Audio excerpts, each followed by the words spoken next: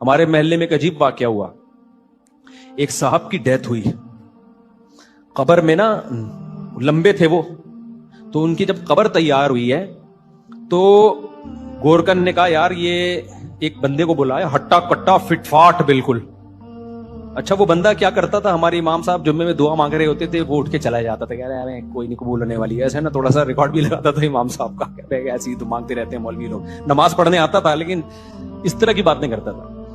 ایک دن کیا ہوا جی, کسی کا انتقال ہو گیا تو گورکن نے کا ناپنا ہے, بالکل آپ کے سائز کا آدمی تھا, اگر آپ لیٹ جائیں قبر میں. انہوں نے کہا ٹھیک ہے میں لیٹ کے دیکھتا ہوں. لیٹے, بالکل جی صحیح ہے سائز نا, اٹھ گئے, ٹھیک ہے جی دفنا دو.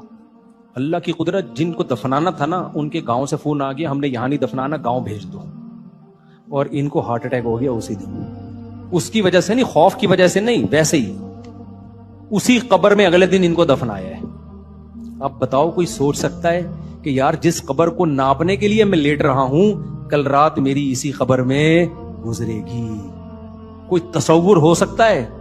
لکنھا خلۃ قد سیت من دمھا فجع وبلع واخلاف وتبدیل.